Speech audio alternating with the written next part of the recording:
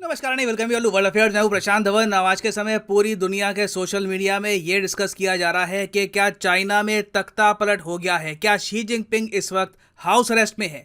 यहाँ पर आप देख पाओगे, आपको आर्टिकल दिखेंगे, ऐसे आर्टिकल हर जगह है। मेजर पॉलिटिशियंस ये सवाल उठा रहे हैं कि जो रूमर सामने आ रहे हैं, जो ये अफवाहें सामने आ रही है कि चाइना में क्या तख्ता पलट हो चुका है, क्या ये सच है। क्योंकि चाइना के कई जो एनालिस्ट हैं, जो वहाँ पर चाइना की एक्टिविटीज़ को ट्रैक करते हैं, वो कह रहे हैं कि बिल्कुल चाइना में कुछ अजीब सा हुआ है। अचानक से मिलिट्री ने बहुत सारे इनके हाईवेज पे टेक ओवर कर लिया है। बताया जा रहा है कि चाइनीज मिलिट्री का एक 80 किलोमीटर लंबा काफिला ये जा रहा है बीजिंग की तरफ। और उसके अलावा चाइना का आप अगर एयर स्पेस देखोगे तो 59% फ्लाइट ग्राउंड कर दी गई है। यह बात कंफर्म करी है बहुत से आर्टिकल्स ने कि मास कैंसलेशन हुई है फ्लाइट्स की अक्रॉस चाइना। और इसलिए यहां पे आप देख पाओगे सुब्रमण्यम स्वामी जी भी यहां पर कह रहे हैं कि नया रूमर सामने आया है कि शी जिनपिंग इस वक्त हाउस अरेस्ट में है बीजिंग में। और हुआ यहां पर क्या है कि शी जिनपिंग जब उज्बेकिस्तान से वापस आ रहे थे चाइना में, आपको पता होगा उज्बेकिस्तान में रिसेंटली हुआ है एससीओ समिट, पीएम मोदी भी वहां पर थे, व्लादिमीर पुतिन भी थे। पीएम मोदी ने इसी समिट के दौरान यह कह दिया था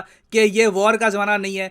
तो शी जिनपिंग देखिए इस समिट से जब वापस चाइना में आए तो रिपोर्ट्स ये कह रही हैं कि एयरपोर्ट में ही इनको धर लिया गया। चाइनीज कम्युनिस्ट पार्टी के जो दो बड़े लीडर हैं, हु जिनताओ और वैन जियाबाओ, इन लोगों ने षड्यंत्र रचा है और इन्होंने यहां पर सेंट्रल गार्ड ब्यूरो में अपना इन्फ्लुएंस फैलाकर एक बार को शी जिनपिंग को हाउस अरेस्ट में रख लिया है। अब यहां पे आप देख पाओगे ये जो नाम है ना, हु जिनताओ वैन जियाबाओ, अगर आप लंबे समय से करंट अफेयर्स जियो पॉलिटिक्स फॉलो कर रहे हैं तो ये नाम आपको याद होंगे। हु जिनताओ शी जिनपिंग से पहले चाइना के प्रेसिडेंट थे।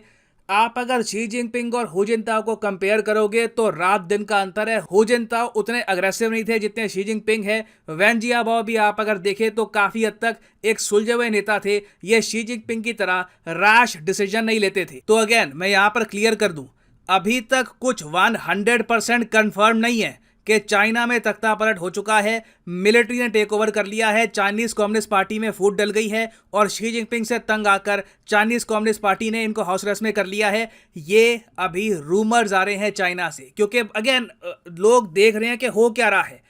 शी जिनपिंग एससीओ समिट के बाद से दिखे नहीं, अचानक से मिलिट्री प्रेजेंस पूरे बीजिंग के आसपास बढ़ रही है, इंटरनेशनल डोमेस्टिक फ्लाइट्स कैंसिल हो रही है और इसका कुछ रीजन भी नहीं बताया जा रहा कि ये सब क्यों हो रहा है। तो लोग निष्कर्ष यहां पर ये लगा रहे हैं कि या तो देखो शी जिनपिंग को पावर से हटा दिया गया है या फिर इनको डराया धमकाया जा रहा है। इनको ये कहा जा रहा है कि जो आपकी नीतियां हैं देश को खतरे में डाल रही है, जनता आपसे खुश नहीं है, आपको अपनी नीतियों में चेंज लाना होगा, नहीं तो हम प्रॉपरली तख्ता पलट कर भी देंगे। क्योंकि चाइनीज कम्युनिस्ट पार्टी की भी मजबूरी है, ये लोग अपनी जो एक क्लीन इमेज है इस पर दाग नहीं लगाना चाहते। ये दुनिया के सामने, देश के सामने ये प्रेजेंट नहीं करना चाहेंगे कि शी जिनपिंग को तख्ता पलट करके हटा दिया गया है। क्योंकि एक बार जब तख्ता पलट हो गया ना, फिर कंट्री में देखा जाता है कि बार बार ये सब होता है। अब यहां पर आप मुझसे एक सवाल पूछोगे, मगर चाइना के लोग शी जिनपिंग से नाखुश इतना हो गए कि अभी जो इनके बड़े लीडर हैं वो एक बार को कह रहे हैं कि चाइनीज कम्युनिस्ट पार्टी को बचाने के लिए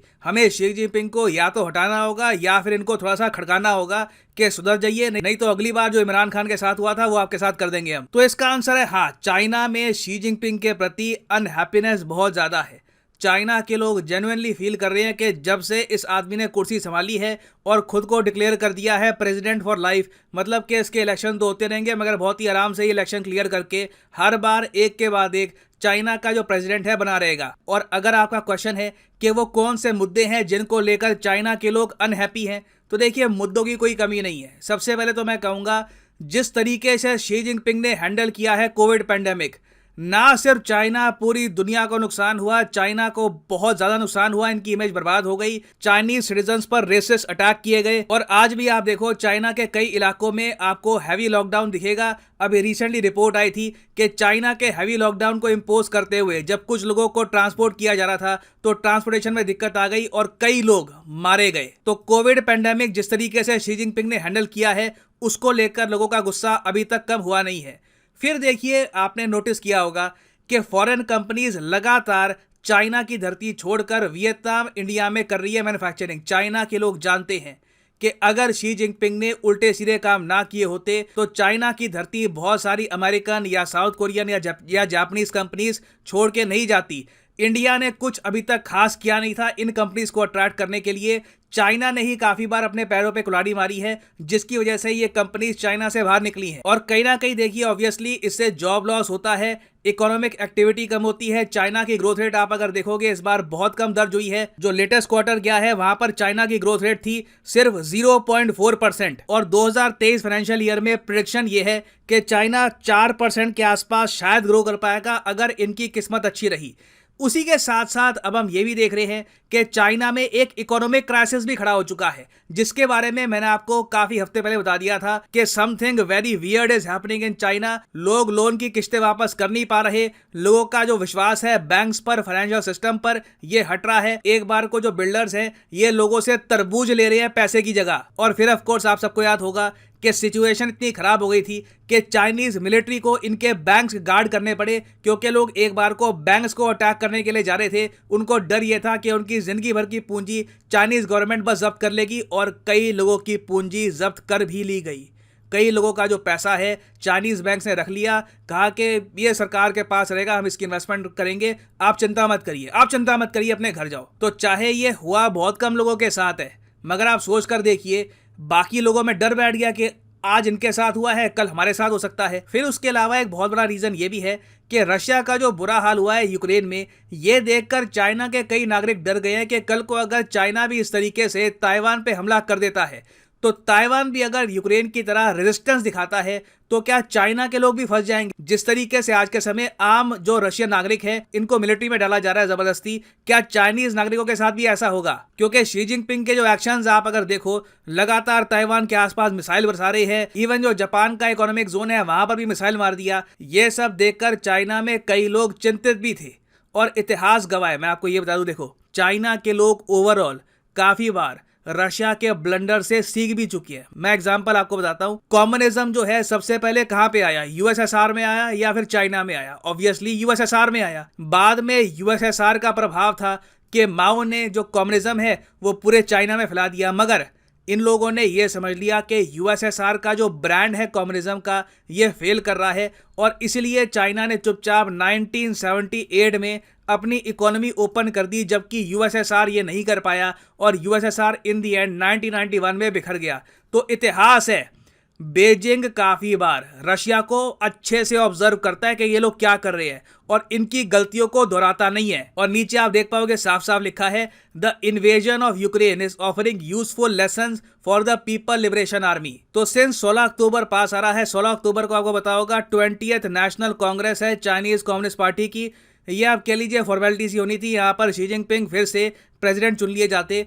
उसके कुछ ही दिन पहले हम देख रहे हैं कि न्यूज आ रही है कि शी जिनपिंग को हाउस अरेस्ट कर लिया गया है। मुझे पता नहीं कि हाउस अरेस्ट किया गया है या नहीं किया गया, या फिर बस उनको थोड़ा खड़काया गया है, आर्मी ने उनके घर को घेर लिया अच्छे से, वी डोंट रियली नो। मगर डेफिनेटली शी जिनपिंग को एक मैसेज सेंड किया गया है कि अपने काम करने का तरीका बदलिए, जो आपकी पॉलिसी है ये चाइना के लोगों में एंटी कम्युनिस्ट पार्टी जो सेंटिमेंट है ये लगातार बढ़ा रही है। तो फाइनली मैं कहूंगा, मुझे लगता नहीं है कि वैसे चाइना में तख्ता पलट होगा जल्दी से, चांसेस कम है, कल को हो भी जाए मुझे पता नहीं, मगर चांसेस मैं कहूंगा कि बहुत कम है। मोस्ट प्रोबेबली चाइना कुछ समय के बाद कहेगा कि कुछ नहीं हुआ ऐसा, ये रिपोर्ट्स गलत हैं, हमारे यहाँ सब ठीक है। बट रियलिटी ये है कि बिल्कुल इनकी जो आर्मी है इनकी कैपिटल की तरफ बढ़ी थी, इनकी बहुत सारी इंटरनेशनल डोमेस्टिक फ्लाइट्स कैंसिल कर दी गई।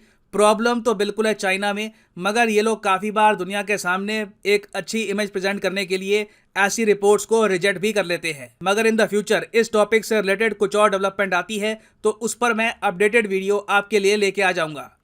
ना वापस आते हैं अपने क्वेश्चन की तरफ कि वो कौन सा पहला इंडियन बैंक है जिसको रिजर्व बैंक ऑफ इंडिया ने अप्रूवल दे दिया है for rouble rupee trade. Recently इस पर बहुत आर्टिकल पब्लिश हुए हैं कि इस बैंक को मिल गया है अप्रूवल आरबीआई का। तो ये है यहाँ पे आपकी option, state bank of India, HDFC bank, UCO bank या फिर Punjab national bank. Comment section में सब लोग करो आंसर। सही आंसर मैं आपको नहीं दूंगा, सही आंसर आप सब लोग करोगे। जो लोग कमेंट सेक्शन में सही आंसर करेंगे उनकी कमेंट को मैं हार्ट दे दूंगा ताकि बाकी लोग भी समझ पाए कि सही आंसर क्या है। और फाइनली यहाँ पर मैं ये भी ऐड कर दूं कि आप किसी भी एग्जाम की तैयारी कर रहे हैं, चाहे UPSC, SSC bank, NEET, IIT, JE, comment section में जाओ इस वीडियो की और यहाँ पे पिन कमेंट में आपको मिलेगा ये लिंक, और यहाँ पे आप परचेज कर सकते हैं the course of your choice. For example let's say आपको परचेज करना है आईआईटी एग्जाम का कोर्स, तो सिंपली यहाँ पर क्लिक करिए आईआईटी पर और यहाँ पे आप परचेज कर पाएंगे कोर्स ऑफ योर चॉइस। और जो प्राइसेस यहाँ पर लिखी है ना, फॉर एग्जांपल यहाँ पे आप देख पाओगे लिखा है कि आप 42 मंथ का जो कोर्स है ये आप परचेज कर सकते हैं सिर्फ 1900 रुपये पर मंथ देकर। ये प्राइस पे करने की आवश्यकता बिल्कुल नहीं है। सिंपली यहाँ पर कोड यूज़ करिए PD10 और प्राइसेस गिरना स्टार्ट हो जाएंगे।